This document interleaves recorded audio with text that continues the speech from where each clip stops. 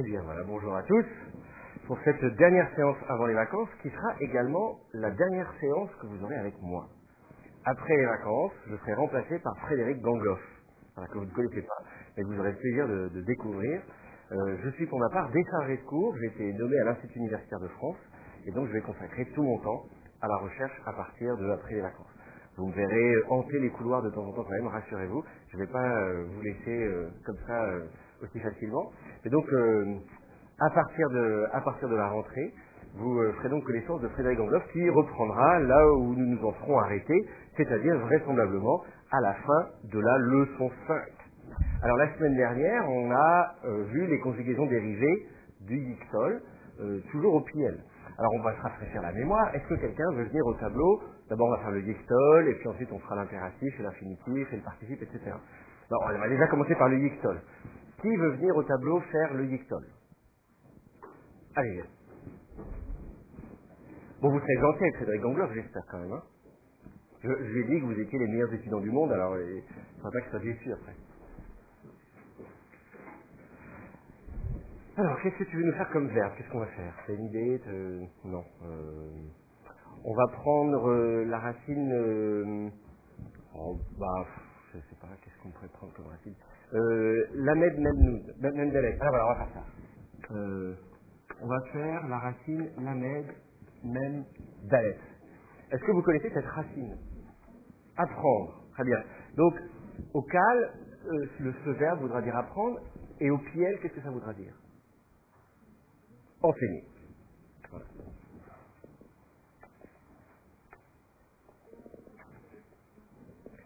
Là, on fait le yixol du piel, et ensuite, on fera les conjugaisons dérivées du piel.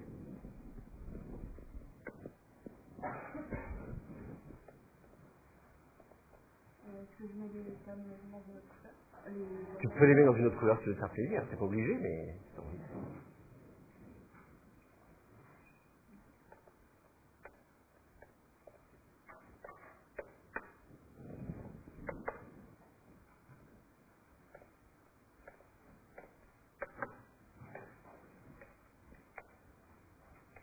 Alors, lis-nous ce que tu écris. À la med, il n'y a pas de i, il n'y a pas de i.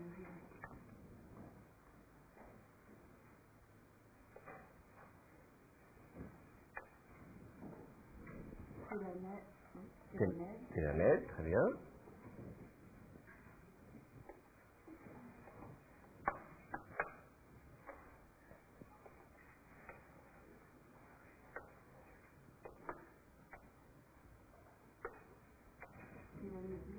C'est lundi.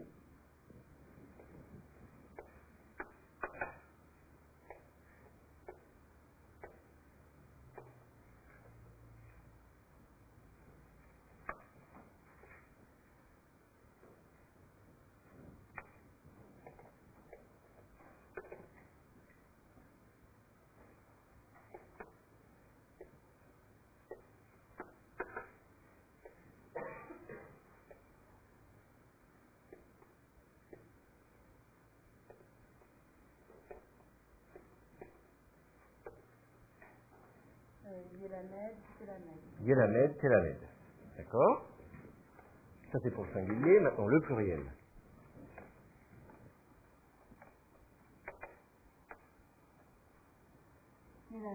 Nélamed.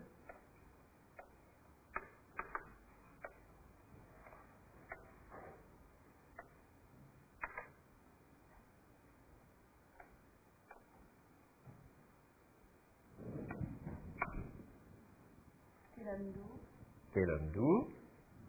Pour l'instant, c'est sans faute, hein. On s'approche de la ligne d'arrivée.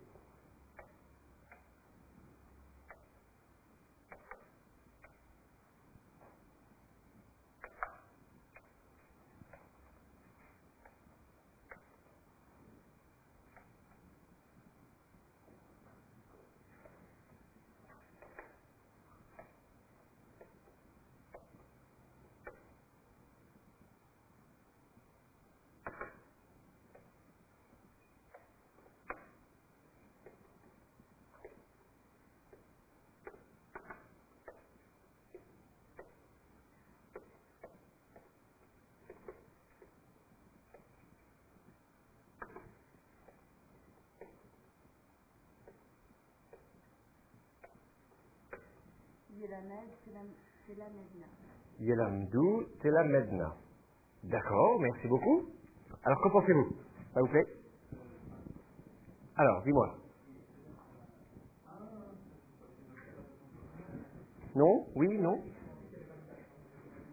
Tu pensais qu'il n'y avait pas les accents, et en fait, si, elle a mis les accents, regarde, ils sont là. C'est la Medna, c'est la Medna. Écoutez, Crostin, sans faute, hein, on peut l'applaudir quand même. Bravo, bravo, bravo.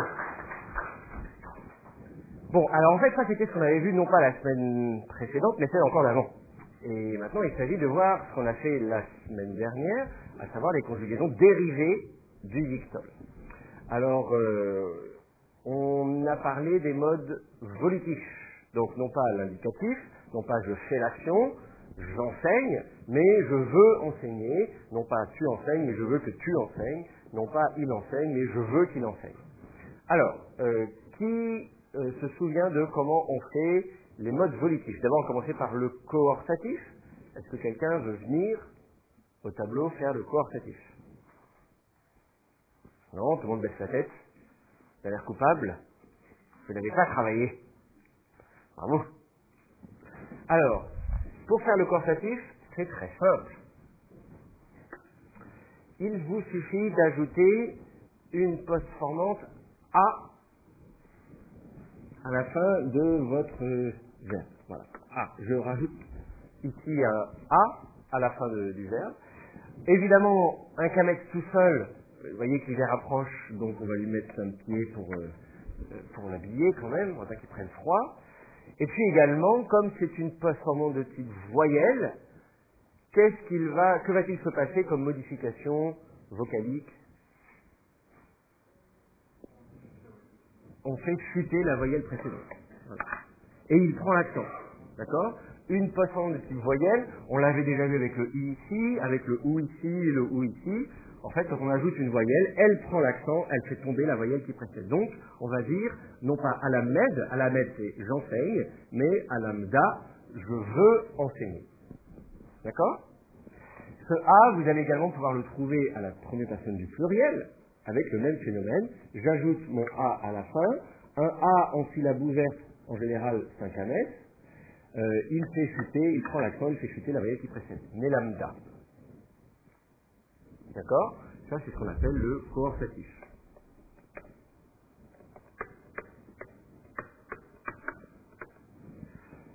Sur le paradigme que je vous ai distribué, j'ai donc simplement mis entre parenthèses, si vous regardez au dictol, première personne du singulier du pluriel, j'ai mis entre parenthèses la finale A pour vous indiquer que c'est le coortatif. À la troisième personne, on va avoir ce qu'on appelle le justif. Et le justif se présente comme étant une forme, en principe, abrégée du dictol, mais le problème c'est, encore faut-il pouvoir l'abréger. Alors on verra que quand on a des racines faibles, on peut se débarrasser de la fin, que quand on a certaines voyelles qui vont être longues, on va pouvoir éventuellement les abréger, etc. Ici, il n'y a rien qu'on puisse faire. On ne peut rien abréger. Donc concrètement, dans ce cas de figure présent, eh bien, on ne fera rien. Donc ça veut dire que quand vous voyez Yelamed, ou bien vous le traduisez comme un indicatif, il enseigne, ou bien vous percevez grâce au contexte qu'en fait, il s'agit plutôt d'un mode volitif, on exprime la volonté, non pas il enseigne, mais je veux qu'il enseigne. D'accord? Et je vous donne un exemple célèbre, la prière sacerdotale de Nombre chapitre 6, elle fait partie des textes que vous travaillerez pour votre examen de fin de licence. Donc vous verrez ça au 3e semestre, on l'étudiera ensemble, mais c'est la fameuse prière que le Seigneur te bénisse, qu'il te garde, etc., etc. Elle est souvent, cette prière est souvent dite à la fin du culte, dans la liturgie du culte protestant. Et eh bien, un certain nombre de verbes sont écrits comme de simples yiktol, en l'occurrence bénir, yevarer. Yevarer, c'est comme yedaber, yelamed, c'est un pliel, c'est un yiktol du pliel, du verbe barar. Donc, et soit c'est le Seigneur te bénit, ou que le Seigneur te bénisse. Et morphologiquement, il n'y a aucune différence pour ce verbe-là, pour le verbe bénir. Donc, on ne peut pas savoir en hébreu si le Seigneur te bénit ou si je souhaite qu'il te bénisse. C'est uniquement grâce au contexte qu'on peut dire, ah oui, en fait, ça n'est pas un indicatif, c'est un souhait, un vœu qu'on exprime.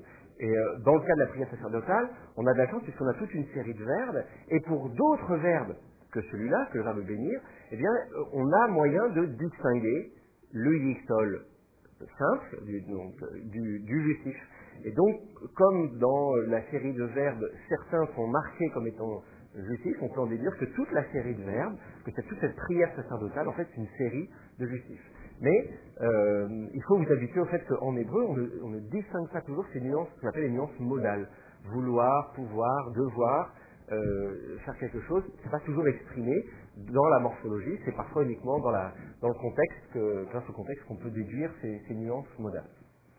Donc le justif ici ne se distinguera pas. Le justif peut également être utilisé à la deuxième personne ou même à la première personne. Télamed, tu enseignes ou je veux que tu enseignes. Mais pour la deuxième personne, il y a une autre forme qui est fréquente qu'on appelle l'impératif.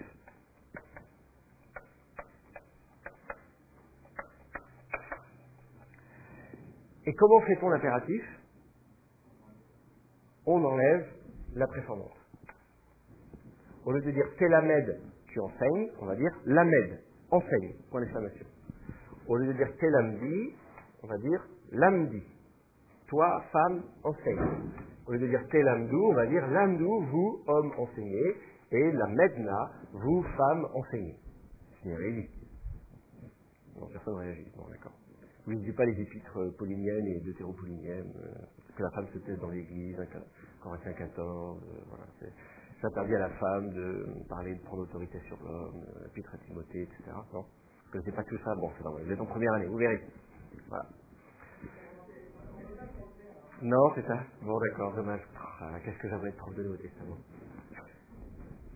Alors, bref, alors que toi, déjà dans la Bible hébraïque, il y a des femmes prophètes, voilà, il y a Déborah, il y a tout ce qu'il faut. Je veux dire, voilà. Donc, on a moins de problèmes dans la Bible hébraïque.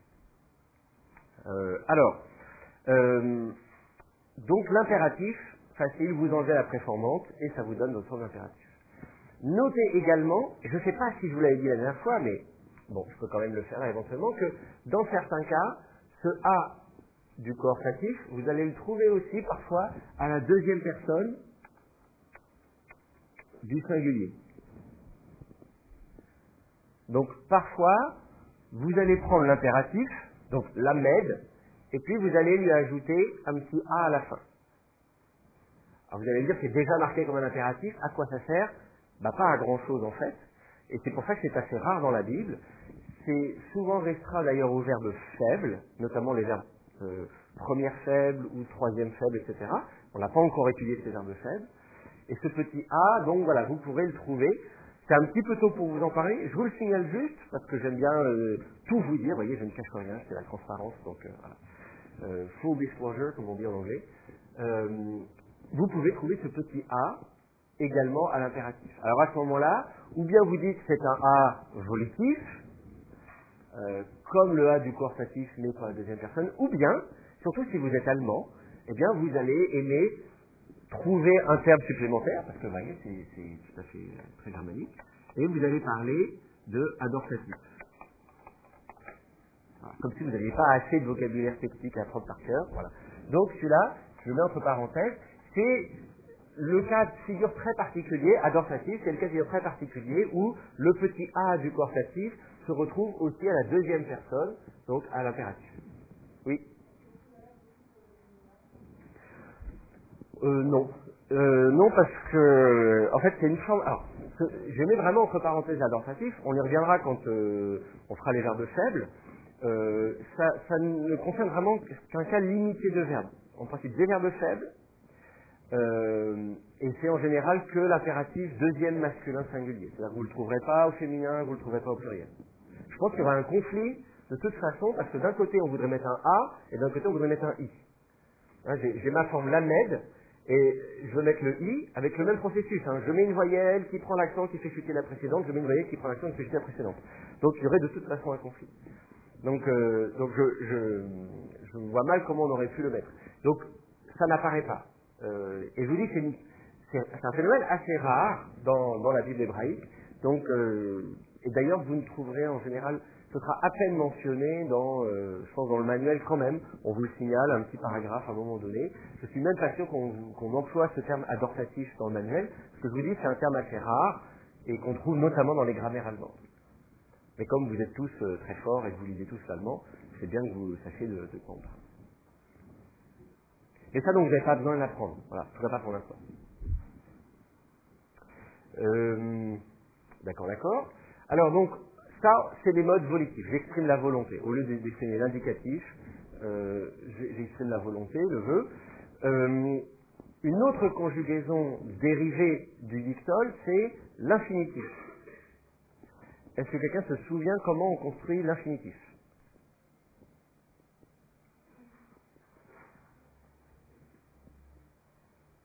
Alors, personne? Oui, c'est ça, on enlève, c'est le même phénomène que pour l'impératif, on va enlever la préformante. Donc, voilà, j'enlève la préformante. Bon, là, je prends sur la troisième féminin singulier, c'est pas grave, c'est pareil. Ça fait lamed dans tous les cas.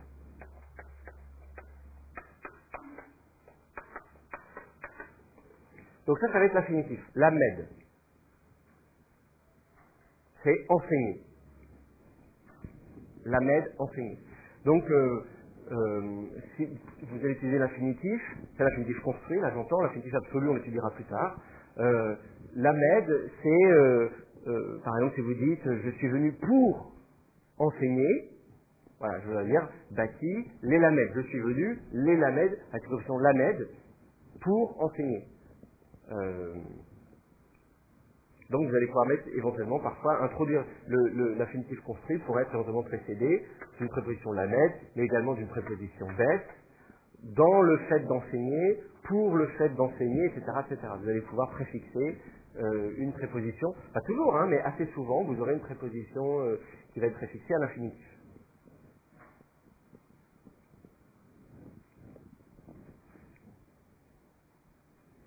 Et puis enfin, il nous reste à voir comme conjugaison dérivée le participe.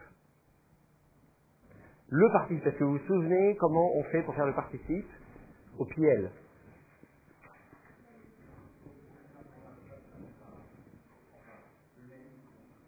On ajoute le même, on l'ajoute où? À l'avant, d'accord, comme préformante. C'est ça, voilà. Donc, pour le participe, au lieu d'avoir une préformante Aleph, Tav, Tav, Yod, Tav, Nun, Tav, Tav, Yod, Tav, eh bien, je vais prendre une préformante même. Alors, je vais mettre ça sur une nouvelle page. Vous allez donc partir du dictole, il y a la med, et vous allez changer la préformante. Au lieu de mettre un yod, vous allez mettre un même. Mélamed. Mélamed, et là c'est un participe, comme un participe présent, enseignant. En enseignant. Mélamed, en enseignant. Mélamed. Et du coup, ce participe va être considéré comme un adjectif, et donc vous allez pouvoir le décliner comme un adjectif. Donc vous allez pouvoir le mettre au pluriel. Alors je vous écoute, ça va donner quoi le pluriel? Mélamdi.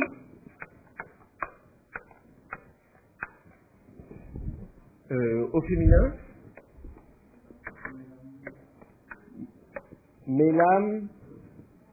Alors féminin singulier, mélamda, d'accord. Alors cette forme-là est assez rare. Il y a une forme plus fréquente. C'est une forme ségolée. Mélam.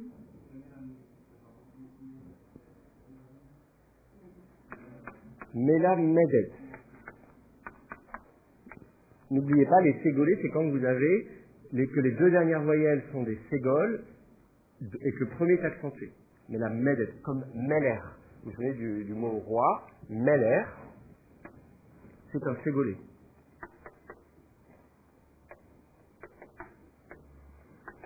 J'insiste parce que l'accent et sur la première syllabe et pas sur la dernière. D'accord?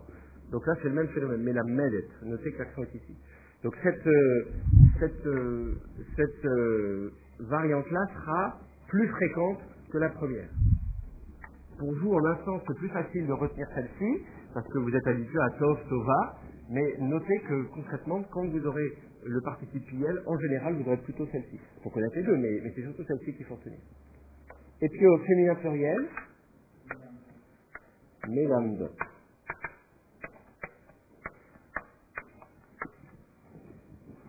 Donc vous avez un participe qui en fait se comporte comme un adjectif et qui va avoir donc la forme d'un adjectif, mais également la fonction d'un adjectif, donc sa place dans la phrase, dans le groupe nominal, etc. Ce sera comme n'importe quel adjectif. C'est bon pour vous? Ok. Est-ce que vous avez des questions par rapport à ça? Ça, c'est ce qu'on a fait la semaine dernière, c'est pour vous rafraîchir la mémoire. Si c'est ok pour vous, on passe à la suite. Bon, parfait. Alors, je vous avais dit donc que dans le système verbal de l'hébreu, la plupart des conjugaisons, la conjugaison de base c'est le yiktol, et que la plupart des conjugaisons dérivent du yiktol. Je viens de le démontrer. Je vous ai dit aussi qu'il y avait une autre conjugaison, le katal, qui elle ne dérivait pas. Une autre conjugaison, le katal, qui elle ne dérivait pas du yiktol. Et donc, qui se comporte plutôt, disons, comme le verbe lui-même, doté ensuite, auquel on a ajouté, en post-formante, des sortes de pronoms indépendants. Alors, je vais garder le verbe lamed, et on va voir ce que ça donne.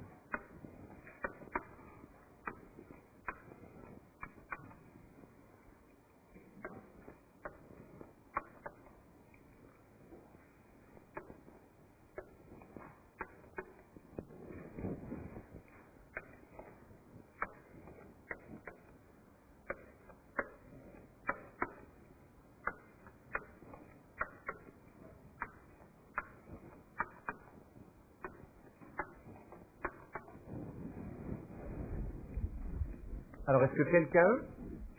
Alors d'abord, je vous avais dit que, en particulier quand on dit PL, on entend un son E, mais qu'en fait, il faudrait plutôt penser,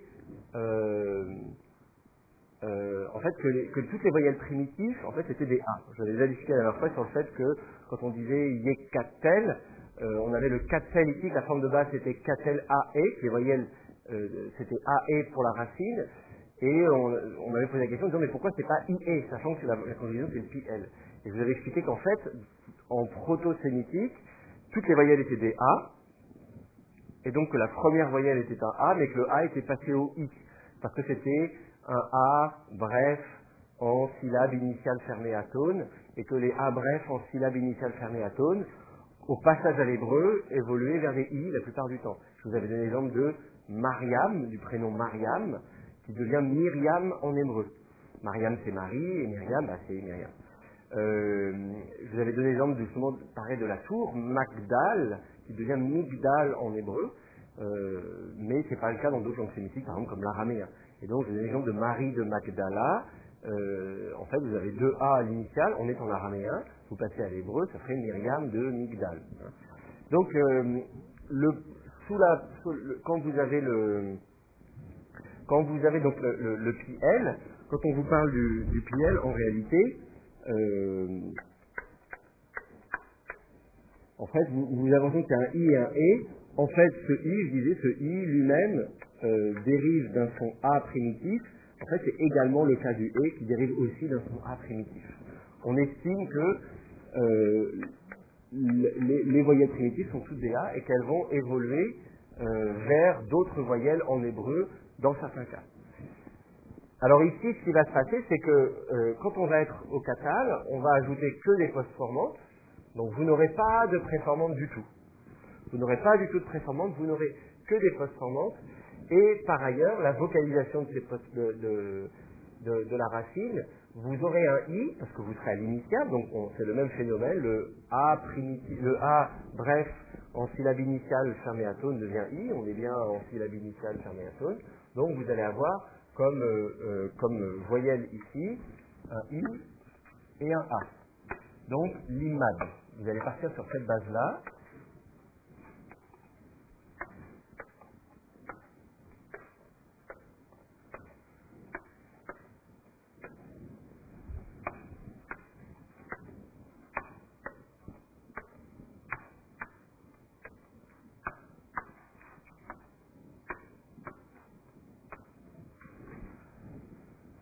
Et ensuite, les postformantes vont être les mêmes quel que soit le schème. Donc que vous soyez au cal, nifal, piel, poil, itfael, ifil, ofal, en fait, les postformantes vont être les mêmes. Donc, ce qui est en vert est caractéristique du pliel, mais ce qui est en bleu, c'est la racine, et ce qui est en rouge, ce sont les postformantes.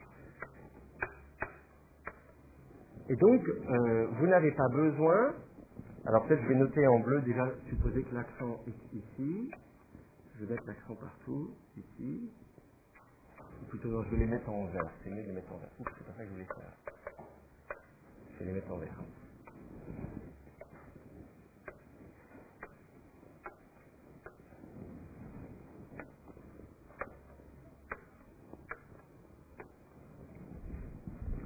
Donc je disais, en rouge, je mets les postformantes. Les postformantes seront stables, quel que soit le chef. Ce seront les mêmes postformantes, quel que soit le chef. À la première personne singulière, vous aurez un ti,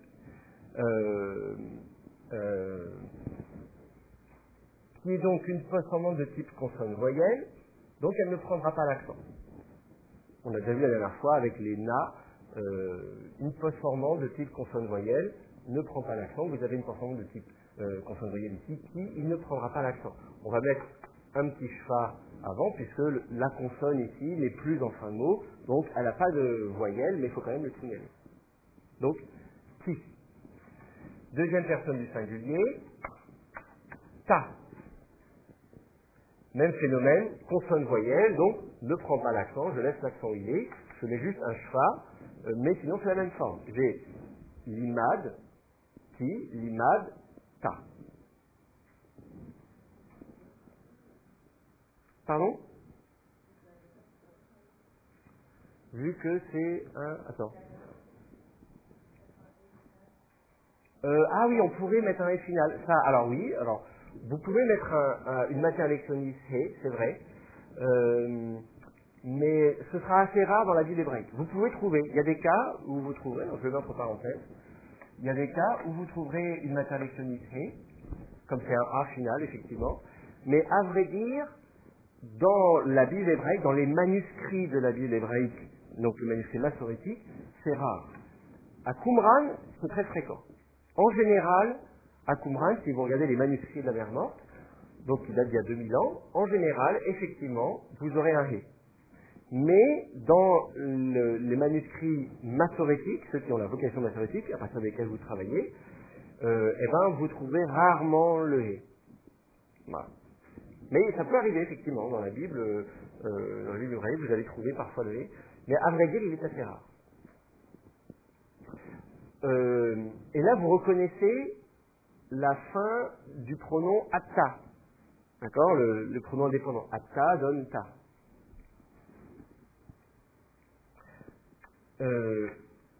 Si le pronom deuxième masculin singulier c'est atta, est-ce que vous vous souvenez du pronom deuxième féminin singulier? At. Et donc en fait, vous allez avoir la même chose, c'est que vous allez avoir la finale. Vous enlevez le a, vous avez atta, vous avez at, vous enlevez le a et ça vous donne ça. Donc, la même chose que le deuxième masculin singulier, mais avec un schwa. Donc, ta, te. Pensez à chaque fois à mettre un petit schwa sous le dalet, puisque c'est une consonne qui n'a pas de voyelle, mais qui n'est pas en fin de mot. Donc, il faut signaler qu'elle n'a pas de voyelle en lui mettant un petit schwa. À la troisième masculin singulier, vous n'aurez rien. Aucune postformante.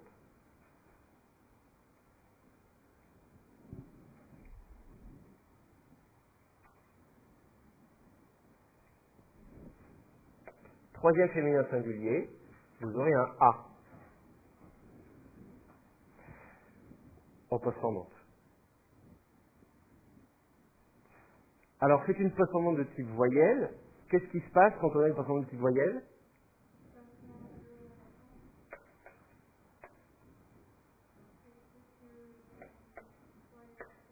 Absolument. La postformante prend l'accent, elle fait tomber la voyelle qui précède. Linda.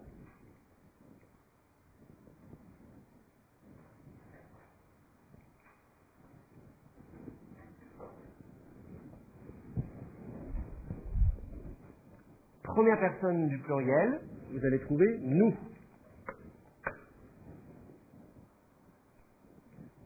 Postformante de type consonne-voyelle, donc elle ne prend pas l'accent, tout fait rien. L'imad plus nous, tout simplement. L'imad, nous.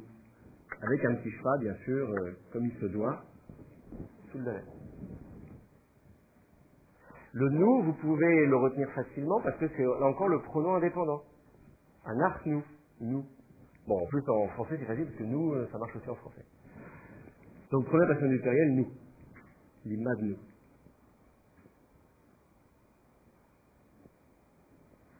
Alors, je reviens à mes pronoms indépendants. On avait ata pour la deuxième masculin singulier. C'était quoi la deuxième masculin du pluriel?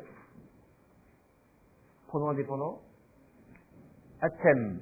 Donc, qu'est-ce que ça va me donner comme final ici? Tem. Attention, hein, faut prendre le tab. Ouais.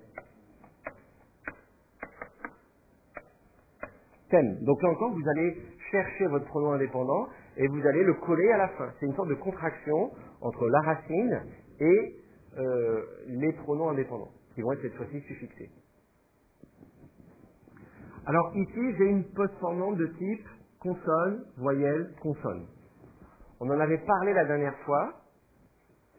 Je vous avais dit ce qui se passait quand on a une postformante de type consonne, voyelle, consonne. Est-ce que vous vous souvenez de ce qui se passe? Elle prend l'accent et elle fait chuter l'antéphonie quand on peut. Là, ça c'est la voyelle tonique, ça c'est la prétonique, ça c'est l'antéprétonique. Je ne peux pas la faire tomber ici, malheureusement, enfin, ou non, pas malheureusement d'ailleurs, tant mieux pour elle, elle survit, parce qu'en fait, je suis en syllabe fermée, c'est lim, mad, tem. Si j'écris ça ici, en translittération, ça fait lim, mad, tem. Et l'idée, c'est que si j'enlève cette voyelle ici, ça ferait le mad.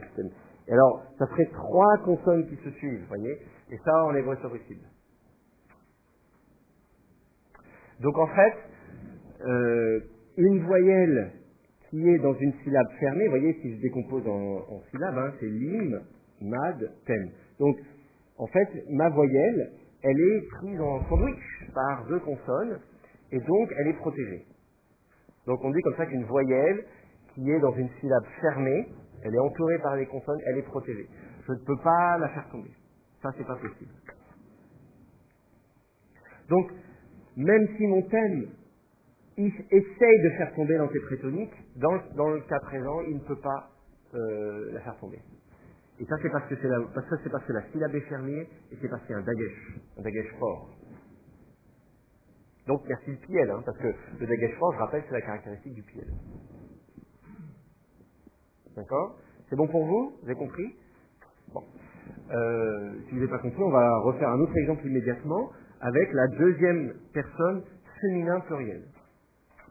Alors, quel est le pronom indépendant? Athènes. Donc, qu'est-ce que ça va donner? Ten. Oups. Hop. Donc, ten, c'est une postformante de type consonne, voyelle, consonne. Alors, qu'est-ce qui se passe? Prends l'accent. On essaye de faire chuter l'antéprétonique. Donc, ça, c'est la voyelle tonique. Ça, c'est la prétonique. Ça, c'est l'antéprétonique. Je ne peux pas la faire tomber parce qu'elle est dans une syllabe fermée. Grâce à mon dagesh, mon mème est doublé, donc j'en ai 2. Donc, cette voyelle-là, cette syllabe-là est considérée comme une syllabe fermée. Donc, mon i est protégé.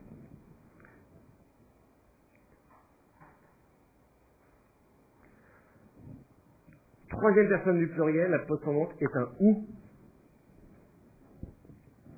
Donc ce ou, vous le connaissez déjà, on l'a vu pour le dictole. C'est la même postcendante que pour le dictole, c'est un ou. Alors qu'est-ce qui se passe? C'est une postcendante de type voyelle. Qu'est-ce qui se passe? Elle fait chuter la précédente et elle prend l'accent. Donc, limdou. Et la troisième personne féminin pluriel, là, vous avez une surprise. Attention, c'est de nouveau ou. Qui là encore va prendre l'accent et faire chuter la voyelle qui précède. Limdou.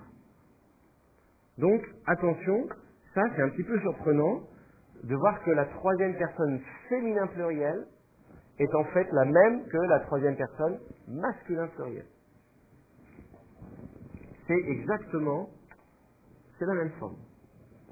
Autrement dit, vous ne pourrez pas savoir, quand vous êtes au Qatar, vous ne pourrez pas savoir si vous parlez d'un groupe d'hommes, ou d'un groupe de femmes, ou d'un groupe mixte.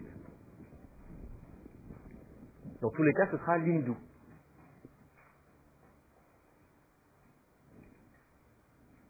C'est bon? Oui, question?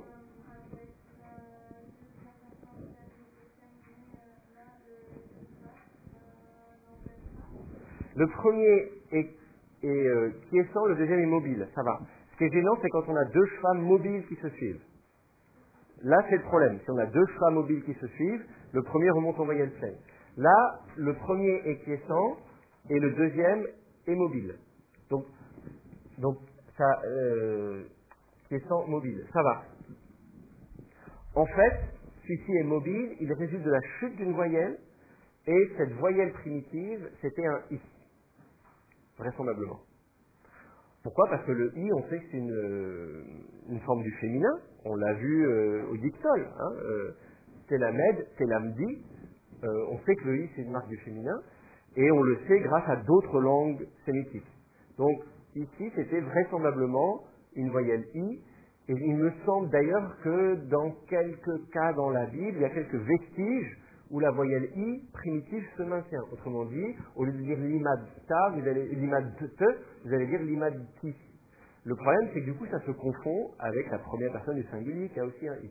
Donc si vous mettez le I ici, vous ne savez plus si vous êtes à la première personne, j'enseigne, ou toi, femme, tu enseignes. C'est très confondu. Voilà. Mais voilà, donc le schwa qui est ici est un schwa mobile. Alors, c'est vrai que c'est un peu difficile à prononcer. L'imad, c'est quelque chose comme ça. Ce que j'entends en hébreu moderne, c'est qu'ils ont tendance à dire l'imadet. Autrement dit, ils ont tendance à faire de ce schwa un schwa prononcé, et celui-ci un schwa quiescent, l'imadet. Comme si ici c'était un E ou un E, et comme ici il n'y avait rien, l'imadet. Alors qu'en fait c'est le contraire, mais bon, voilà. Je vous dis comment je l'entends prononcer en Israël. Vous pourrez demander à Eran d'ailleurs, il vous dira comment lui, il pense qu'il faut prononcer ça. Normalement c'est l'imadet. Voilà, c'est vraiment doute. Il faut vraiment. Bon, un peu. En plus là c'est un dalet et un tav, c'est pas ce qu'il y a plus facile à prononcer d'enchaîner deux dentales. Le de et le te sont deux dentales, la langue est contre les dents, donc en plus c'est pas facile d'enchaîner les deux dentales. Par exemple, si c'était avec la racine kata, ça ferait kitalt. C'est plus facile de dire kitalt. Là, l'exemple que j'ai pris n'est pas évident. Avec un dalet, disons que c'est pas la meilleure racine. Ou diber, le verbe parler, dibart. C'est facile de dire dibart. Vous voyez, donc normalement c'est ça, c'est kitalt, dibart. Il faut simplement enchaîner les deux consonnes. Là, dans le cas précis, c'est un peu compliqué parce qu'il y a le dalet et le tav qui se suivent. Avez-vous d'autres questions sur ce tableau? Donc ça, souvenez-vous, ce qui est en bleu et en rouge, c'est stable. Ce qui est en vert est caractéristique du pied. D'ailleurs, je me rends compte que du coup, les accents ne prenaient de les mettre en bleu. J'avais commencé à les mettre en bleu au début, puis je me suis dit, ah bah non, finalement, je vais les mettre en vert, mais en fait, non. Il vaut mieux les laisser en bleu. Voilà. Pour bien vous montrer que dans ce tableau, ce qui est en vert, c'est caractéristique du PL. Autrement dit, qu'est-ce qui est caractéristique du PL? C'est la voyelle sous la première radicale, le dagesh dans la deuxième, et la voyelle sous la deuxième radicale. Vous voyez? C'est ces trois petites choses-là, qui sont d'ailleurs récurrentes, hein. Chirek, dagesh, patar, chirek, dagesh, patar, chirek, dagesh, patar, mais là il est carrément tombé. C'est la seule chose qui est caractéristique du PL. Donc, toutes les colonnes de votre tableau, quand vous aurez cal, nifal, PL, poil, ifal, ifilofal, en fait, tous ces bleus et rouges, ça ne bougera pas. La seule chose qui changera, ce sera cette vocalisation de la racine. Donc, vous voyez que vous dites, ah, mais j'ai plein de chaînes à apprendre, il va falloir que j'apprenne le cal, il va falloir que j'apprenne le ifil, il va falloir que j'apprenne... En fait, il y aura très peu de choses à apprendre, ce seront des variations, mais la structure reste la même. Vous avez votre racine, vous avez vos postformantes, et ensuite, vous allez mettre ce qui va être caractéristique du PL ou du reste. Voilà. Si vous n'avez pas de questions, on fait une petite pause maintenant, comme ça nos amis peuvent s'en aller, ils sont convoqués les pauvres. Après cette petite pause, nous reprenons notre cours, et nous avons une question au deuxième rang. Anne-Marie. Troisième personne, singulier, pluriel, masculin, féminin. Attention, singulier, pluriel, troisième personne du pluriel. Ici, pourquoi est-ce que l'accent descend? Parce qu'on a une postformante de type voyelle. Donc je rappelle rapidement les règles de vocalisation des postformantes. Vous avez trois types de postformantes, je vais mettre ces couleurs en rouge peut-être. Vous avez voyelle, consonne, voyelle et consonne, voyelle, consonne. Voilà, vous avez des postformantes légères, un peu plus lourdes et vraiment très lourdes. Et donc, la postformante de type voyelle, elle prend l'accent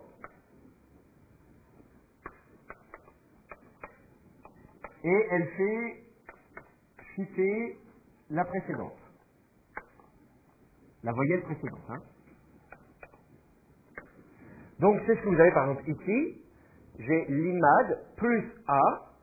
Eh bien, le A va prendre l'accent et il va faire chuter la précédente. L'imda. J'ai la même chose ici. J'ai un OU qui va prendre l'accent et qui va faire chuter la précédente. Donc, on va dire l'imdou. Consonne voyelle ne prend pas l'accent.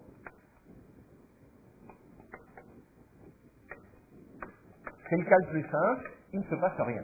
Concrètement, ti, consonne voyelle, j'ai l'imad plus ti, ça fait l'imad ti. Le ti est ajouté à la fin sans rien modifier. Ma forme verbale reste identique, je ne touche à rien, même l'accent reste ici, j'ajoute juste mon ti ici. Et puis enfin, le cas le plus lourd, consonne voyelle consonne, prend l'accent, et puis fait chuter dans ses prétoniques.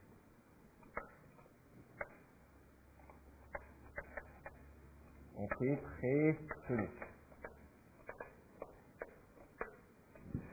Donc, consonne, voyelle, consonne, c'est le cas du thème et du ten, ici, qui vont prendre l'accent et qui sont censés faire chuter dans ses prétoniques. Ça, c'est la prétonique, ça, c'est l'antéprétonique. Dans ce cas de figure, je ne peux pas faire chuter l'antéprétonique parce qu'elle est protégée, elle est dans une syllabe fermée. Elle est prise en sandwich entre deux consonnes. Et donc, les deux consonnes, c'est des gardes du corps. Comme ça, on ne passe pas question de la faire tomber. Donc, le I est sauvé. Donc, ce sont les trois types de postformantes que vous allez rencontrer.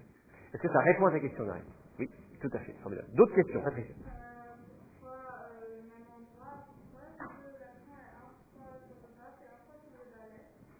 Ici, là, parce que pourquoi est-ce que l'accent est une fois sur le vague, une fois sur le dalet? Parce que ça ne change absolument rien, c'est parce que je... Alors, attends. Oui. Voilà, donc c'est vrai qu'en principe, l'accent va être au-dessus de la consonne qui est accentuée. Voilà. Il se trouve que là, le OU, la voyelle qui accompagne le dalet, elle pourrait être en dessous, vous voyez, ça pourrait être un OU comme ça. Ça pourrait être... donc, la voyelle, elle va être quelque part autour de la consonne, elle peut être en dessous, au-dessus, ça peut être un problème au-dessus, ça peut être un OU à gauche, donc ça peut être en dessous, à gauche, au-dessus. Donc en fait, quelle que soit la position de la voyelle autour de la consonne, c'est la consonne qui porte le... C'est la consonne qui porte l'accent. Donc effectivement, il vaut mieux mettre l'accent au-dessus de la consonne bon, voilà, ça change pas grand-chose concrètement. Et quand on écrit à la main, à l'ordinateur, c'est bien parce que l'ordinateur il fait tout bien comme il faut, mais quand on écrit à la main, on va avoir parfois tendance à pas être très bien aligné. Si vous regardez des photos de manuscrits bibliques, de manuscrits massorétiques, bah vous verrez que le script c'est pareil, hein, il met les accents là où il peut et ils sont pas toujours pile poil alignés, quoi. Donc quand on écrit à la main, c'est pas toujours bien aligné. Si on écrit à l'ordinateur, on essaie de faire en sorte que ce soit quand même bien aligné. Non, concrètement, là, vous auriez mis l'accent ici, au lieu d'ici, je répartirais les points. C'est...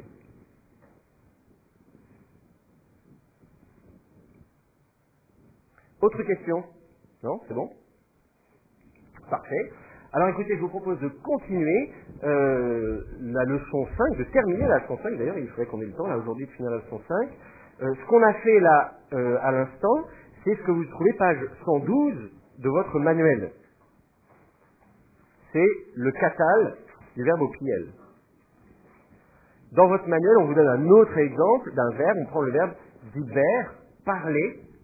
Et donc, dibarti, dibarta, dibart, diber, dibra, dibarnou, dibartem, dibarten, dibrou. Donc voilà, vous avez la même chose avec une autre racine qui veut dire parler, page 112. C'est la même chose. Donc vous pourrez lire ça tranquillement à la maison. On vous donne ensuite, page 114, on s'interroge à des cas, on s'interroge sur ce qui se passe lorsqu'on ne peut pas mettre de dagesh dans la deuxième radicale. Voyez? Là, dans la deuxième radicale, je suis censé mettre un dagesh fort, et on se dit, mais que se passe-t-il lorsque je ne peux pas mettre un dagesh fort?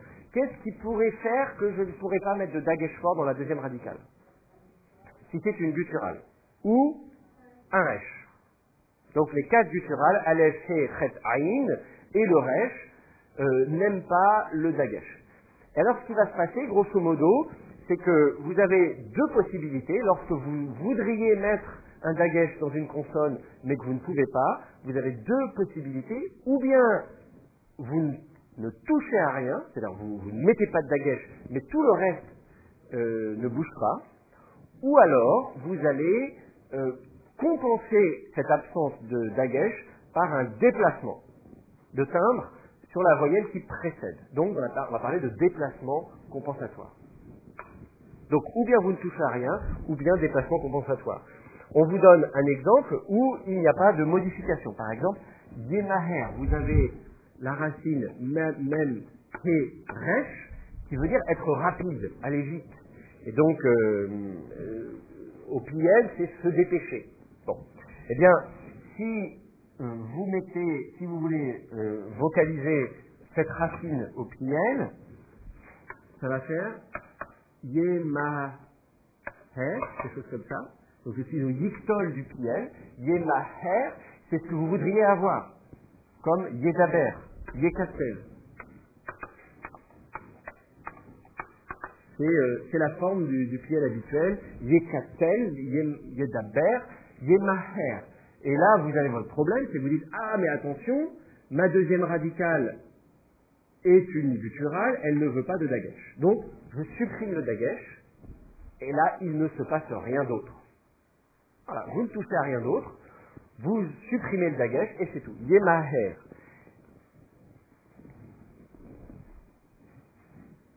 On vous donne un autre exemple. Vous avez kittel. On vous donne l'exemple de BR. Vous voudriez de la même manière vocaliser BR. Et là, normalement, pareil, vous devriez avoir un dagesh dans la deuxième radicale, mais c'est une gutturale, donc vous ne mettez pas le dagesh. Et vous ne changez rien d'autre. Donc, dans un certain nombre de cas, vous ne ferez rien d'autre que simplement de ne pas mettre le dagesh. Alors, en un sens, du coup, c'est simple pour vous, il suffit de ne pas mettre le dagesh. Donc c'est simple. D'un autre côté, quand vous lisez et que vous cherchez à identifier votre forme verbale, je vous avais dit, une des caractéristiques de la deuxième ligne du tableau pliel poil ispael, cette conjugaison factitive intensive, c'est justement le dagesh dans la deuxième radicale. Quand on a fait le tableau, qu'on a vu kal, mifal, piel, poil, ispael, ifilofal, je dis la caractéristique du piel, poil, ispael, c'est la gémination de la deuxième radicale. Donc, quand vous voyez un dagesh dans la deuxième radicale, vous dites, ah, j'ai affaire à du piel, du poil ou du ispael. Or là, précisément, cet élément qui normalement vous permet de reconnaître d'un coup d'œil que vous êtes à une conjugaison factitive intensive, eh bien, vous ne pourrez pas le voir ici, puisque précisément le dagesh sera parti. Oui. Alors, pourquoi il n'y a pas de déplacement? C'est assez compliqué de dire pourquoi est-ce qu'il n'y aura pas de déplacement compensatoire. En fait, ça va dépendre de la gutturale. Essentiellement, ça dépend de la gutturale et ça dépend de la configuration, on va dire, de la position de la syllabe au sein du mot. Voilà. Donc il y a quelques facteurs qui vont faire qu'il va y avoir ou non des déplacements compensatoires. Disons que globalement, si vous avez un he, par exemple, ou si vous avez un chet, vous aurez tendance à ne pas avoir de déplacement compensatoire. Voilà, mais alors que si vous avez un aleph, par exemple, vous aurez plus facilement un déplacement compensatoire. Si vous avez un resh de la même manière, vous aurez plus. Donc, selon les consonnes, il y a des consonnes qui aiment plus ou moins le déplacement compensatoire. Donc, je ne vais pas rentrer dans les détails maintenant. Retenez simplement que, et c'est pas, disons, quand vous lisez votre Bible, en plus, on vous demande pas vous-même de le deviner. Voilà. Mais disons que voilà, si vous voulez savoir, c'est quand même lié à la voyelle. Disons que je vous dis le he, le chet et le aïn en général, on enlève le dagesh et on va avoir tendance à ne pas trop toucher la voyelle qui précède, alors que pour le aleph ou pour le resh, on aura tendance à avoir un déplacement compensatoire. Mais ça peut aussi dépendre de la position de la syllabe dans le mot et de la position de l'accent. Bi'er, c'est une bonne question, je me souviens plus. Il fit brûler. Ah bah oui, bien sûr, ba'ar. Ba'ar, c'est le verbe brûler. C'est se consumer littéralement. C'est se consumer. Vous le trouvez par exemple dans Exode chapitre 3, dans l'épisode du buisson ardent. Mais oui, justement, j'allais y venir. Donc là, vous avez des exemples où vous enlevez simplement le dagesh et vous ne touchez à rien d'autre. Et puis vous allez avoir des cas où il va y avoir effectivement un déplacement compensatoire. Si je prends la racine karav, qui veut dire être proche, l'adjectif karov veut dire proche, au pluriel ça veut, on va dire approcher, eh bien si je veux dire yekarev comme yekatel, normalement je dois faire yekarev. Voilà, si j'écris ça comme ça, je voudrais avoir shva sous la préformante, patar sous la première radicale, dagesh dans la deuxième, serré. Donc, yekatel, yekarev, eh bien là, je vais avoir un problème. Le resh n'aime pas le dagesh. Et donc, du coup, je vais enlever le dagesh qui est dans le resh, yekarev, mais je ne vais pas m'arrêter là. Je vais également déplacer la voyelle qui précède. Au lieu de mettre un patar, je vais mettre un kamet. Donc là, vous avez un déplacement compensatoire.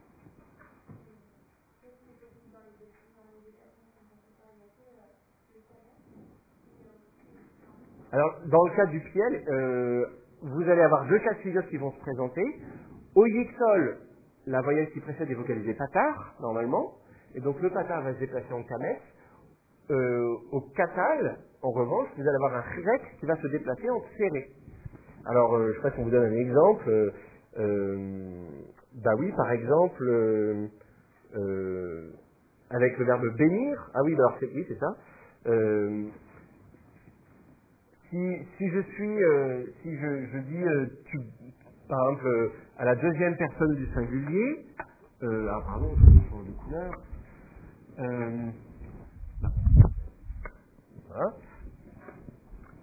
si je dis deuxième personne du singulier, qui talta, donc ça c'est ce qu'on a vu tout à l'heure, c'est le katal, qui talta,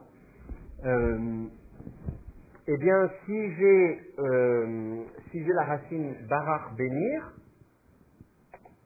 je voudrais avoir birarta,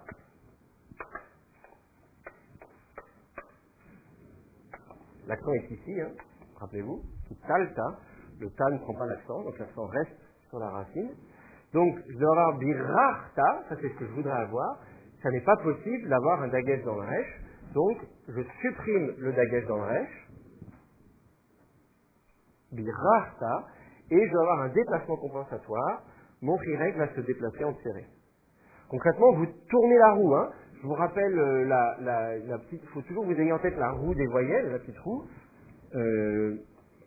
Vous avez le A, le I et le OU ici. Et là, vous mettez Chirec, Serré, Ségol, Patard, Camet, Problème et Kibbutz. Et donc, vous allez faire pivoter votre roue. Vous faites tourner la roue. Le Chirec devient un Serré. Donc, déplacement compensatoire. Je passe du Chirec au Serré. Et là, je suis passé d'un Patard à un Camet. Donc, déplacement compensatoire.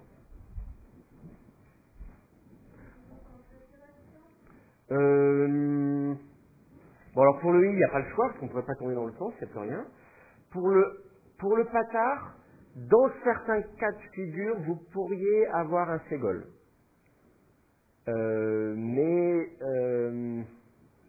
Vous pourriez avoir un Ségol, alors, pas dans le cas du Piel. Je suis en train de réfléchir si je connais des Piel. J'ai pas de cas qui me vient en tête pour le Piel, mais par exemple pour l'article défini. Vous vous souvenez, on a parlé de l'article défini, Hammeler.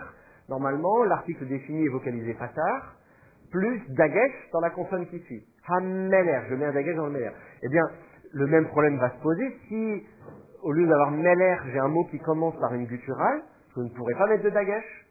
Et là, je vais avoir le même cas de figure, soit il ne se passe rien, j'enlève le Dagesh mais je change un autre, ou bien j'aurai un déplacement compensatoire, et à ce moment-là, le Ha de l'article défini, tantôt sera vocalisé Kamet, tantôt sera vocalisé Ségol. Donc le déplacement compensatoire, en tout cas pour ce qui est de l'article défini, peut aller dans l'autre sens aussi. Mais pour le PL, là comme ça, j'ai pas d'exemple en tête. C'est possible, mais je pense, il me semble quand même que pour le PL, c'est plutôt le Kamet. Voilà. Maintenant, si un jour vous trouvez une forme dans la Bible où vous avez un Ségol, il ne faudra pas m'en vouloir. Hein. C'est pas de ma faute, hein. C'est pas moi qui ai vocalisé la Bible, hein. C'est les Massorètes. Le reste n'est pas une gutturale, mais il se comporte, il a des affinités avec les gutturales, et en particulier, il aime le son A et il n'aime pas le Dagesh. Voilà. Alors donc, retenez bien, donc dans certains cas, vous aurez simplement pas de Dagesh, mais on ne change rien d'autre, autrement dit, on fait comme s'il y avait un Dagesh ou qu'on n'en met pas. On va appeler ça une élimination virtuelle.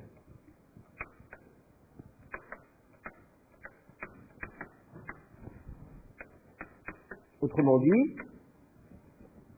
il n'y a pas de Dagesh, mais virtuellement il y en a un et on ne change rien d'autre. Dans ces cas-là, on va parler de déplacement compensatoire.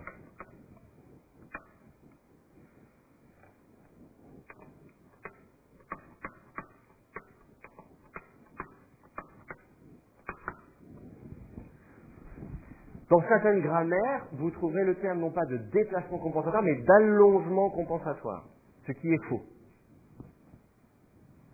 C'est pas que la voyelle s'allonge. Mon I il pourrait être long et il resterait un I. Allonger un I, ça fait un I long, ça fait pas un serré. Donc c'est pas un allongement, c'est un déplacement. De la même manière, le Kamet ici ne me paraît pas du tout plus long qu'un Patard, c'est simplement pas le même timbre. Donc vous pouvez trouver dans certains manuels, dans certaines grammaires, le terme d'allongement compensatoire qui est incorrect. C'est un déplacement compensatoire. Donc c'est les deux cas de figure. Et donc, ça c'est le cas de figure en un sens le plus simple, puisque vous vous contentez de supprimer votre Dagesh, mais en même temps, c'est celui qui va peut-être vous perturber le plus parce que vous vous dites, tiens, je cherche le Dagesh, je ne le trouve pas. Alors ici, le fait que vous ayez une autre voyelle vous met la puce à l'oreille. Ah, j'ai un Kamet. Ah, j'ai un Tséré. Je ne suis pas censé avoir un Tséré au Katal. Katal avec un Tséré sous la première radicale, c'est pas normal. Donc, en même temps, ce changement de timbre peut vous alerter et vous dire, ah, attention, qu'est-ce qui s'est passé? Ah bah oui, bien sûr, j'ai une gutturale ou un resh. Donc, c'est l'absence du Dagesh qui a produit le déplacement de timbre. Voilà, donc ça c'est ce qu'on vous dit, page 115. Ensuite, dans le manuel, on vous parle des pronoms personnels indépendants, page 117, mais on les a déjà fait. Parce que nous sommes très forts. Et page 118, on vous rappelle qu'il y a évidemment des affinités entre les pronoms indépendants et le katal qu'on a vu tout à l'heure, que dibarta, quand vous avez le ta à la fin de dibarta, en fait c'est le même que le ta de alta, etc., etc. que Anachnu dit Barnu, Atem dit Bartem, etc. Donc ça, c'est ce que je vous ai dit tout à l'heure. Alors, ce qui m'intéresse, ce que j'aimerais qu'on fasse dans la fin de cette séance, c'est les éléments de syntaxe qui sont à la fin de la leçon 5. Page 118, on vous donne des exemples de phrases qu'on appelle nominales dans le manuel. Je préfère le terme de proposition non verbale, qui existe d'ailleurs. Hein, petite note 2, note de bas de page 2, en bas de la page 118, vous dit que certains auteurs préfèrent phrase non verbale à phrase nominale. J'en fais partie. Tout simplement parce que vous avez une phrase nominale, vous n'avez pas toujours un nom. Une phrase non verbale, vous n'avez pas de verbe, ça peut être un pronom, ça peut être autre chose qu'un nom. Bref. Donc, grosso modo, c'est une phrase non verbale, en fait, il n'y a pas de verbe. Et on vous donne l'exemple, Annie Yosef. Annie Yosef, moi, Joseph. Ça se comprend bien. Moi, je suis Joseph, donc j'ai un sujet et je dis quelque chose par rapport à ce sujet. Moi, c'est le sujet. Et bien, qu'est-ce qu'on dit par rapport à moi? Eh bien, on dit mon nom, Joseph. Donc, c'est pas très compliqué. Annie Naji, moi, prophète, je suis prophète, etc., etc. Donc, ça, c'est des choses qu'on a déjà vues. Donc, je ne vais pas m'étendre là-dessus. On a déjà fait des propositions non verbales et même, vous avez même brillamment réussi un certain nombre de tests de connaissances dans lesquels on vous a demandé de faire des phrases non verbales. Donc, on a déjà pris de l'avance par rapport à tout ça. Ensuite, page 120, vous avez des phrases un petit peu plus complexes.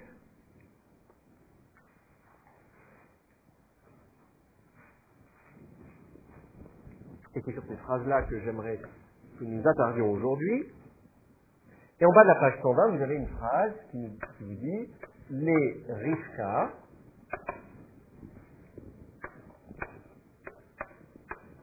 Ach ». Les Rivka Ach. Alors quand vous analysez cette phrase, vous reconnaissez la préposition lamed,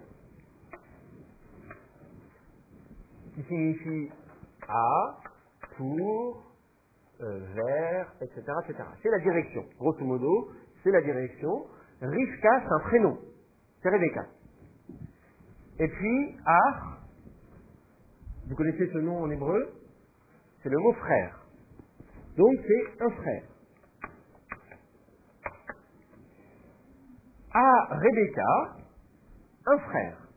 Et donc, c'est une proposition non verbale, vous n'avez pas de verbe, mais ici, il faut supplier le verbe être. À Rebecca et un frère. Il est un frère, il existe. On parle, voilà, c'est simplement une phrase non verbale. Donc, existe ou tout simplement il y a. À Rebecca, il y a un frère. Alors en français, on ne dirait pas les choses comme ça. Comment on dirait en français? Rebecca a un frère. C'est le verbe avoir en français. C'est la possession, l'idée de possession, d'attribution. J'ai un frère. En hébreu, il n'y a pas de verbe avoir. D'accord? Donc, notez bien, en hébreu, il n'y a pas de verbe avoir. Dans une certaine mesure, en grec non plus d'ailleurs. Sauf qu'en grec, on va prendre le verbe tenir et on va en faire je tiens quelque chose, donc je l'ai. Hein? Écho, etc. Non. Donc, bon, je vous l'ai dit, je ne suis pas votre prof de grec, donc, oui, bon, on n'a rien à mettre. Mais, voilà. Donc, en hébreu, il n'y a pas de verbe avoir, et donc, pour l'équivalent du verbe français j'ai quelque chose, j'ai un frère, j'ai un téléphone, j'ai un livre, eh bien tout ça, vous utiliserez en hébreu une proposition non verbale ou une petite particule qui va indiquer l'association, voilà. Donc avec la préposition lamed. Donc les Rivka, si je veux dire j'ai un livre, on va dire un livre est à moi. Ou à moi, il existe un livre, quelque chose comme ça. Alors comment je vais dire à moi? Comment on dit ça en hébreu? li, c'est la proposition lamed, donc à moi, li, et puis un livre, sefer. Li, sefer. À moi, un livre. Et ça suffit en hébreu. Li, sefer.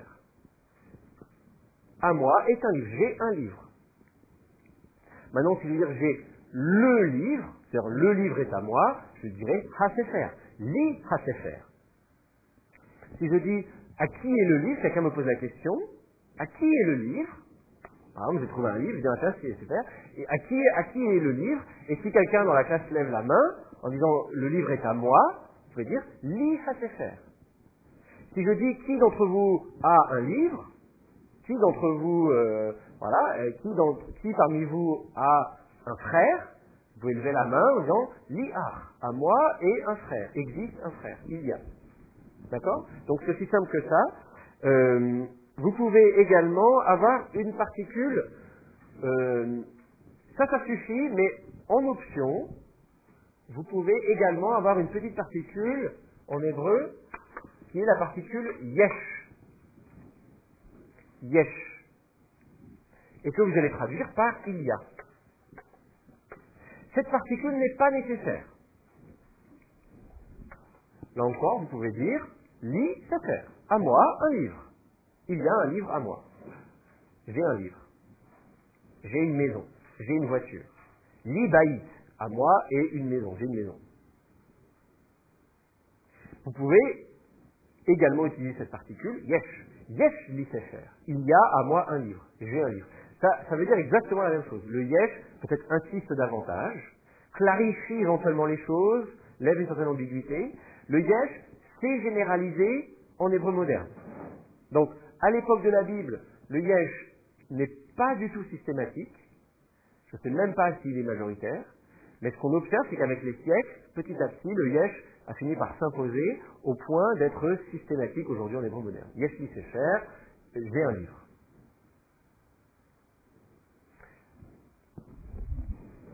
Quand je suis arrivé en Israël, quelqu'un m'a posé la question.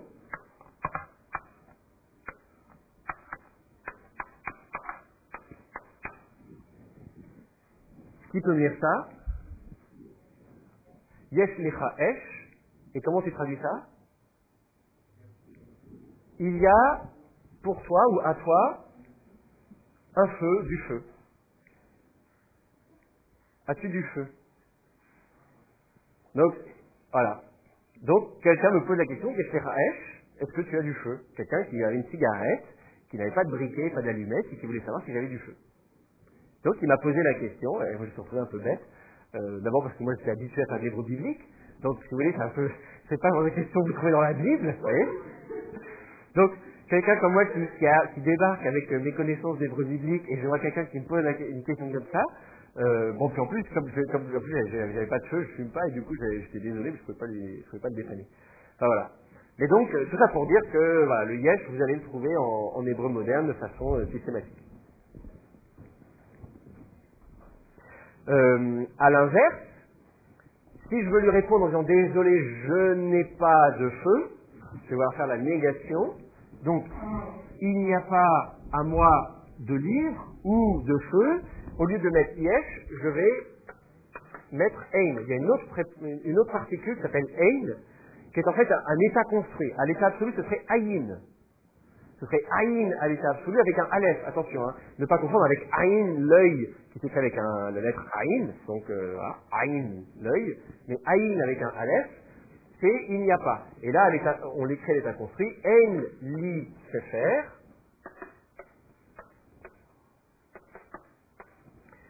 Il n'y a pas à moi un livre. Donc, ein, c'est il n'y a pas. C'est l'inverse. C'est l'opposé, la négation. Ein li sefer. Il n'y a pas à moi de livre, donc en bon français, je n'ai pas de livre. Ein li esh, je n'ai pas de feu.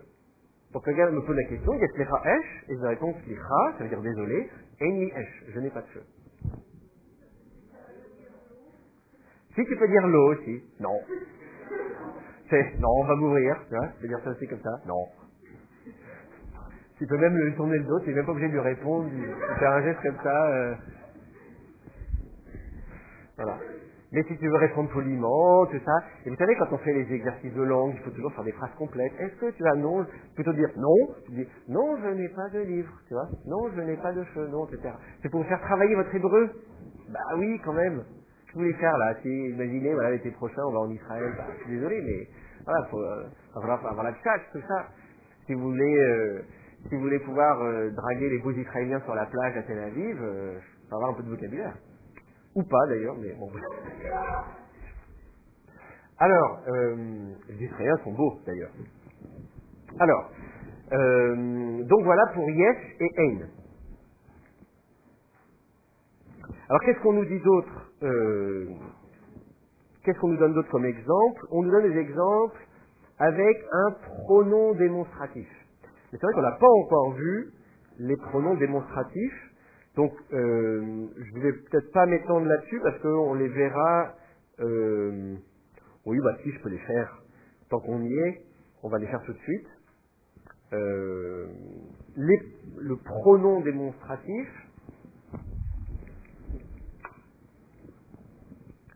Un pronom, c'est ce qu'il y a à la place d'un nom. C'est la définition d'un pronom. Et dans certains pronoms, on a déjà vu les pronoms simples, les pronoms indépendants, ani, ata, at, etc., etc. Donc c'est moi, toi, lui, et il y a des pronoms qui sont emphatiques, on appelle ça les pronoms démonstratifs. Zé, au lieu de dire who, vous pouvez dire who, c'est lui. Vous pouvez dire, hein, who c'est lui, mais vous pouvez dire aussi zé. Et donc who c'est lui, et zé c'est comme lui, mais emphatique, donc on va dire celui-ci. Voilà. Celui-ci. Vous voyez la différence là, voilà, au lieu de dire le livre, ce livre, etc., etc. Donc c'est le côté démonstratif, je pointe du doigt de façon un peu plus intensive. Troisième personne, ce sera elle. Et donc, si je mets à la place le zot, alors du coup ça va s'écrire comme ceci, zot. Donc zé c'est du masculin, zot c'est comme elle, mais sauf que c'est emphatique, donc celle-ci. Ou celle-là, si vous préférez. Hein.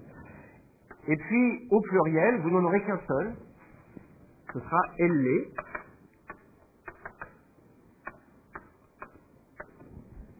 Elle,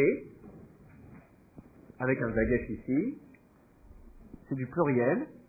Et donc, ça veut dire ceci ou celle-ci. Au pluriel, c'est commun, que ce soit masculin ou féminin. C'est pareil. Donc, zé, zot, elle, il faut les apprendre. Ce sont les pronoms démonstratifs. D'accord? Pronoms démonstratifs. Zé, zot, elle. On y reviendra, mais évidemment, vous pouvez avoir des phrases non verbales avec un pronom démonstratif. Par exemple, page 121, on vous donne un exemple tout simple, qui est issu de Exode 3, qui est un des textes que vous avez à apprendre pour l'examen de fin de licence. Donc ça fait le temps, mais autant commencer tout de suite. Zé, shmi. Alors, shmi, qu'est-ce que ça veut dire? Mon nom. Shem, c'est le nom. Shmi, c'est mon nom. Zé, ça veut dire celui-ci, ceci. Alors, celui-ci, ou du coup, vous pouvez tout simplement écrire ceci. Zé, ceci. Ceci est mon nom. C'est pareil, donc, vous traduisez ceci, mon nom, et entre les deux, vous allez devoir suppléer le verbe être. Ceci est mon nom.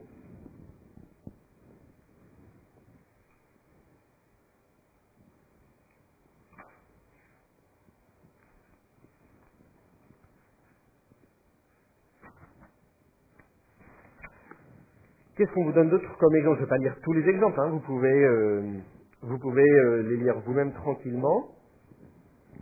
Peut-être on peut lire quelques exemples en haut de la page 122. Peut-être vous pouvez lire, comme ça je vous fais des exercices de lecture. Qui veut lire le premier exemple en haut de la page 122? Oui, vas-y. Yesh davar. Très bien. Yesh davar. Alors, davar, vous connaissez la traduction de davar, c'est la chose ou la parole. Davar, c'est très fréquent au sens de quelque chose, donc c'est assez vague, assez général, et ça fait quelque chose de parler, donc une parole. Pensez à diber, le verbe diber qui veut dire parler, il dérive du mot davar, qui est donc la parole. Donc, il y a une chose ou il y a une parole. Le contexte vous aidera à savoir si c'est parole ou chose. Tu veux lire le suivant? Vas-y. Ein shalom. Ein, il n'y a pas, shalom, la paix ou le bien-être. Il n'y a pas de bien-être, il n'y a pas de paix. C'est terrible. Hein, c'est triste. Bon. Donc Jérémie 6.4. Exemple suivant. Qui nous lit le suivant?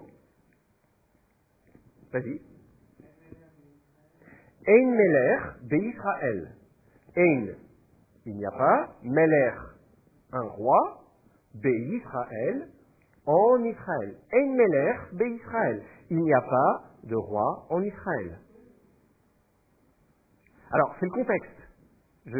Effectivement, le ein te dit il n'y a pas. Donc, tu ne peux pas savoir si c'est du passé, du présent ou du futur, ça va dépendre du contexte de ce qu'on raconte. En l'occurrence, on te met entre parenthèses que c'est Juge, chapitre 18, verset 1, donc il faut dire, qu'est-ce qui se passe dans Juge 18, verset 1?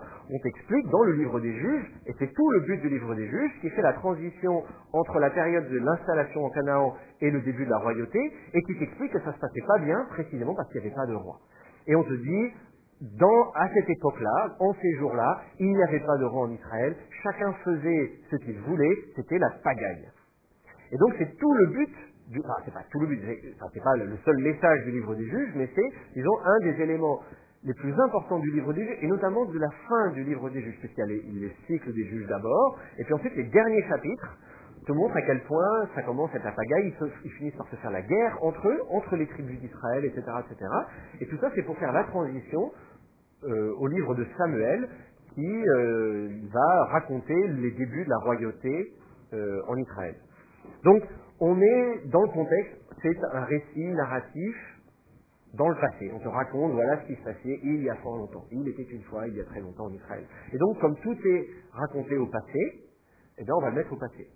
Cela dit, rien ne vous empêche de raconter une histoire au passé, mais de la raconter au présent.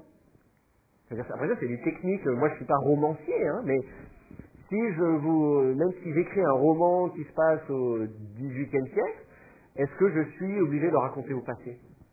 J'en sais rien, qu'est-ce que vous en pensez? Je sais pas, qui est romancier parmi nous? Non, personne? Non, voilà. Mais je peux tout à fait imaginer un truc qui se passe à la cour du roi, et dire le roi rentre et la reine lui dit oh mon roi, etc. Et le roi lui dit, etc. Et à ce moment-là, voilà, on peut imaginer, je peux raconter toute l'histoire au présent, même si elle s'est passée il y a plusieurs siècles. Maintenant, ça va dépendre donc de vos choix de traduction du texte biblique. Mais effectivement, Ein meler d'Israël, il n'y a pas de roi en Israël. Si on traduit en français, il n'y avait pas de roi comme c'est le cas dans le livre, c'est uniquement parce que le contexte nous dit que ça se passe au passé. Ensuite, exemple suivant. Oui, vas-y Patricia. Ein Yosef Babor. Alors, Ein, il n'y a pas. Yosef, c'est Joseph. Babor. Est-ce que c'est Babor, Tribord? C'est un jeu de mots en français. C'est sur les bateaux, Babor et Tribord. Voilà. Mais bord, alors voilà, donc bon, bord c'est une citerne en fait. Vous savez, une citerne c'est un grand trou que vous creusez dans le sol pour stocker de l'eau. Voilà. Et donc, la citerne, bord, est précédée de la préposition bête. Dans la citerne. Ha, bord, littéralement. Donc, il n'y a pas Joseph dans la citerne. Donc, Joseph n'est pas dans la citerne. Il n'y a pas, on regarde dans la citerne, il n'y a pas Joseph. Joseph n'est pas dans la citerne. Alors, vous me dites, mais pourquoi est-ce qu'on le chante dans une citerne? Pareil, il faut connaître, voyez, on vous dit que c'est Genèse, chapitre 37, verset 29, c'est le cycle de Joseph, qui commence au chapitre 37, et ses frères sont jaloux de lui, et ils le jettent dans une citerne, et finalement, ils le sortent de la citerne pour le vendre à des caravaniers ismaélites qui l'emmènent en Égypte, qui va être vendu chez M. Potiphar, où il sera intendant de la maison. Je vous laisse lire votre Bible. À ce propos, si la Bible vous intéresse, si vous voulez lire la Bible, sur mon site internet, l'an passé, on s'était amusé tous les midis enfin, chaque semaine le midi, à lire l'ensemble de la Bible hébraïque et donc faire un commentaire rapide, livre après livre. Et donc, je vais enregistrer. Alors au début, je n'ai pas enregistré systématiquement. D'ailleurs, il me semble que la fois on avait parlé de Joseph, j'avais oublié d'enregistrer. Bref, mais bon. Mais finalement, voilà, il y a à peu près quand même tous les MP3 sont en ligne, et donc vous pouvez les écouter. Donc comme ça, on discute à chaque fois de finalement ce que la Bible nous dit. Alors qu'est-ce qu'on nous dit d'autre? Alors il y a encore tout un tas d'autres exemples qu'on peut lire ensemble. Page 123, vous avez quelques autres exemples. Qui nous lit le premier exemple, page 123? Quelqu'un?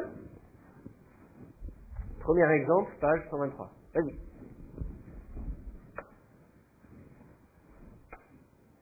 Non, personne? Bon, d'accord. Allez.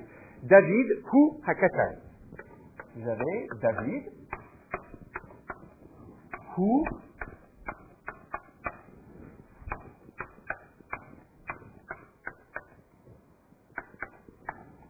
Hakatan. David, Hu Hakatan. Alors, David, vous connaissez, c'est le prénom David. Hu, c'est pronom indépendant, troisième masculin singulier, lui, il. Et puis, Hakatan. Katan, ça nécessite, c'est dire petit. Gadol, grand, Katan, petit. Donc, Hakatan, le petit. Donc, David, lui, le petit. Alors, là encore, il faut dire, David, c'est lui le petit. David, c'est lui le petit. Ou il est petit, etc. Et donc, vous pouvez utiliser le who comme copule. On en avait, là encore, déjà parlé au début du semestre, quand on a fait les propositions non verbales, et on a même vu des examens où je disais, vous pouvez mettre le who en le mettant soit entre David et Hakatan, ou vous avez même dit, vous pouvez éventuellement le mettre même après David, Hakatan, vous. Voilà. Là, le problème, c'est que si vous dites David Hakatan, on peut penser que c'est un groupe nominal. L'avantage de la position ici, c'est qu'il sépare bien le sujet du prédicat. Donc, David, c'est lui le petit. Donc, c'est 1 Samuel chapitre 17, nous dit-on, et donc 1 Samuel chapitre 17, c'est quand Samuel vient pour oindre David comme étant le nouveau roi, puisque Saül s'est montré, hélas, ne s'est pas montré à la hauteur, au chapitre 13, 14, 15 du premier livre de Samuel, et donc du coup, Samuel va choisir un nouveau roi, ce sera David. Mais Samuel arrive chez le père de David et dit c'est dans cette maison, montre-moi tes fils. Et bien sûr, le père va montrer l'aîné, le plus grand, et puis ensuite l'autre, comme ça, et Samuel dit quand même il n'y en a pas d'autres, etc. Et David arrive en bout de... Voilà, tout à la fin, c'est le plus petit, c'est le plus jeune, c'est le cadet. Et donc c'est lui le petit. Alors, sont entendu le plus petit. Hein. Quand on regarde, lui c'est le petit, sont entendu il est plus petit que les autres. Bon. Donc, voilà. Alors, ce fou, ici, c'est ce qu'on appelle une copule, et vous avez un autre exemple juste en dessous, Ata, Hu, Malki, Elohim. Donc, Ata, Hu, Malki,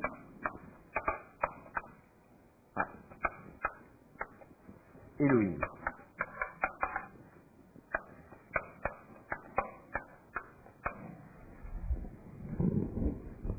Donc, Ata, c'est toi, Malki, mon roi, Elohim, c'est Elohim ou Dieu, tout simplement.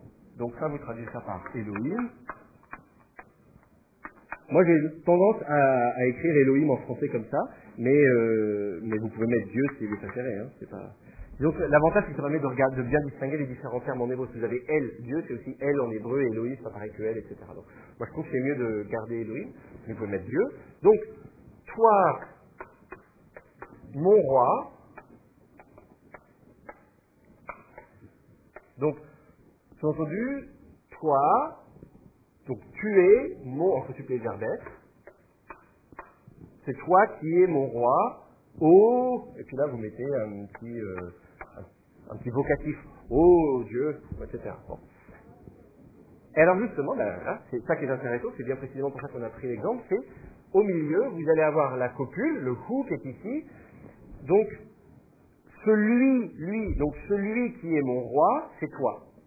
Donc le lui ici, c'est le pronom dépendant, c'est lui, tu sais, quel est celui qui est mon roi, c'est toi. Donc tu es lui, tu es celui qui est mon roi. Donc vous n'avez pas besoin du vous, la copule n'est pas nécessaire, vous pouvez simplement traduire Ata Malki, Elohim, mais vous pouvez aussi séparer le sujet du prédicat par la copule. Ata Ku Malki, Elohim. Tu es lui, tu es celui, c'est toi, donc le pronom est à la place d'un nom, et donc le pronom vous dit donc voilà, c'est toi qui es lui, mon roi. Je pense même que la copule, Ata, Malki, Hu, Elohim. Je pense que vous pourriez l'avoir même ici si vous voulez. La copule n'est donc pas nécessaire, elle n'est pas nécessaire, sa place n'est pas fixe, mais elle est pratique, disons, pour séparer le sujet du prédicat, ou pour préciser qu'on a bien affaire à une proposition non verbale. Ça renforce l'idée. Et donc, vous pouvez trouver cette copule ici. Donc, tu es, alors, si vous voulez absolument rendre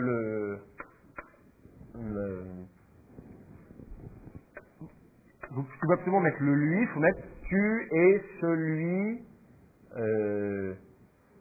qui est mon roi. Enfin voilà, ça devient compliqué, mais tu es celui qui est mon roi, ô Elohim, un truc comme ça. Donc voilà, si vous voulez absolument rendre compte de la présence de vous ici, ça vous donne... Non, il n'est pas nécessaire. La copule n'est pas nécessaire. De la même manière qu'au début, vous pourriez dire David, Hakatan, ou Hakatan, David, le petit, c'est David. Donc le vous n'est pas nécessaire. Le vous n'est pas nécessaire non plus ici. Ata Malki. C'est-à-dire que ça va devenir renforcé. Ata Ku Malki. Donc oui, il y a un côté un peu emphatique, disons. Lui et personne d'autre, quelque chose comme ça. Oui, c'est ça. Il y a un côté un petit peu emphatique. Donc, c'est pas nécessaire. Vous pouvez le rencontrer. Donc, si vous le rencontrez, ne soyez pas surpris.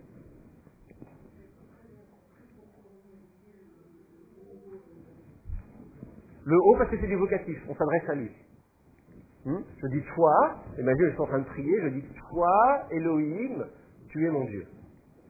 Et le haut en français, c'est une forme élégante pour préciser que c'est du vocatif. Il n'est pas nécessaire.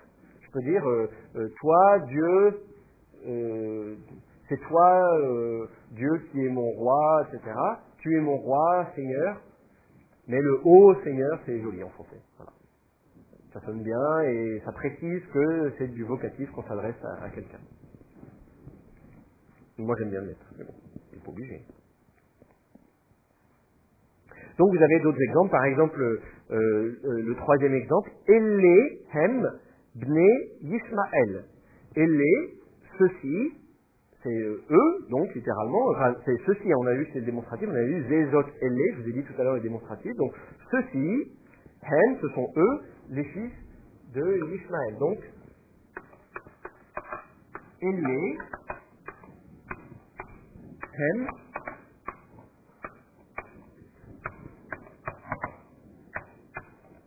Bnei Yismaël.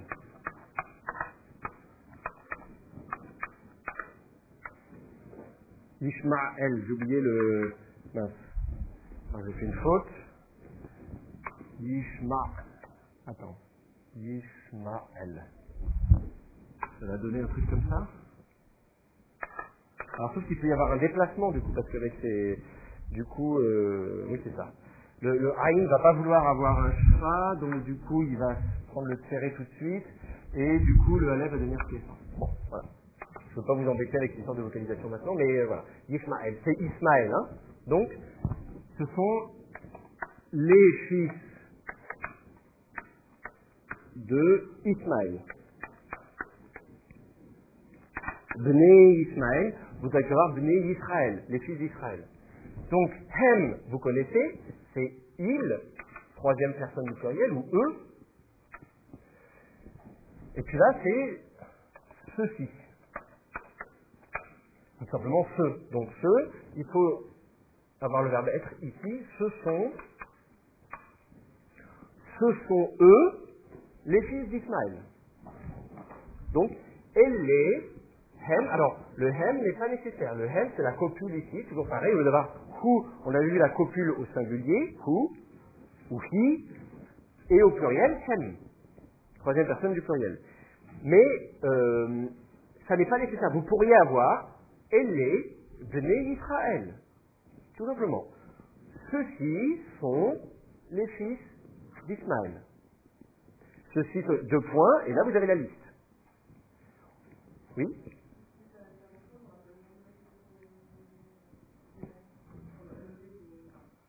Alors, le bné, c'est l'état construit, pluriel construit. Ben, fils, banim au pluriel, bné, période avec l'état construit.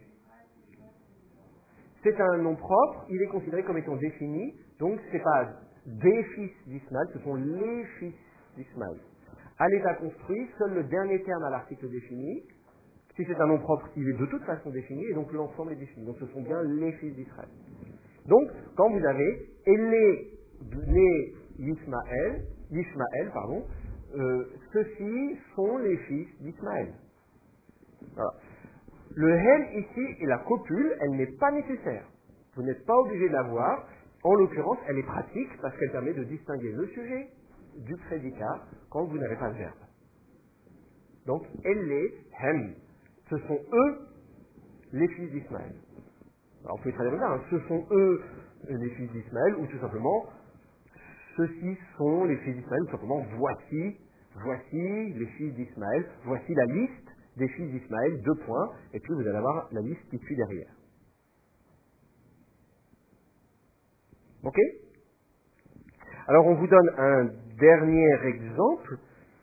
Tuv kol eretz Mitzrayim lachem hu. Tuv, c'est ce qui est bon.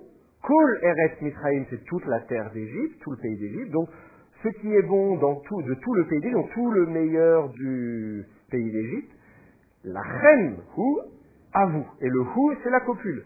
Vous pourriez avoir hu lachem, hu, ou tout simplement pas de copule du tout. Donc, pour vous, lachem, pour vous, est le meilleur de tout le pays d'Égypte, tout ce qui est bon dans le pays d'Égypte. C'est pour vous, je vous le donne, c'est à vous. Voilà. Et donc, c'est une proposition non verbale. Vous avez encore la copule who qui n'est pas nécessaire, et si vous l'utilisez, vous pouvez faire varier l'ordre des mots dans la phrase. Alors, tout ceci n'est pas figé. Voilà. Donc, on s'arrête là pour la leçon 5 aujourd'hui. Vous aurez l'occasion de la relire pendant les vacances. Après les vacances, vous ferez peut-être une petite révision avec Frédéric avant d'attaquer la leçon 6, et puis vous commencerez la leçon 6. Pendant les quelques minutes qui nous restent, je vous propose de chanter notre petite chanson de la dernière fois, mais tout d'abord, nous disons au revoir à nos amis internautes.